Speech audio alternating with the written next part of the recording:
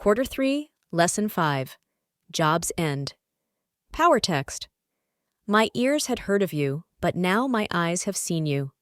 Job 42, verse 5. Have you had an experience so fantastic that it canceled out something bad that happened to you? That's what happened to Job at the end of his story. Imagine Job himself sharing his experiences.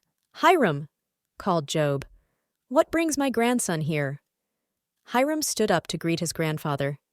Job embraced him and slapped him on the back. "I came to learn more about your story," replied Hiram. "Did you ask your grandmother?" said Job, smiling.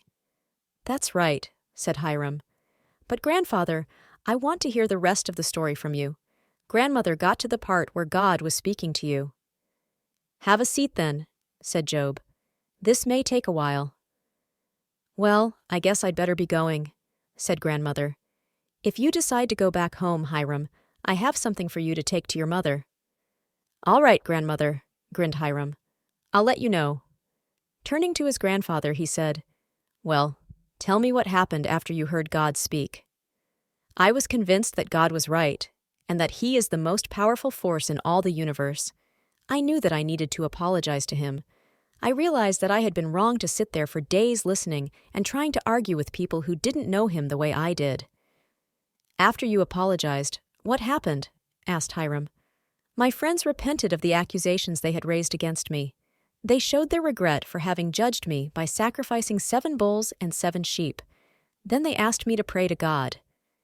"It must have been really tough for you to forgive your friends and pray on their behalf after they had spread lies about you," Hiram said. "Yes." Job nodded in agreement. "But you have to remember that God always loves us. He never sends us away. We move away from Him. God doesn't give up on us, even when we don't understand Him." "God is so patient," Hiram concluded. "Yes, He is.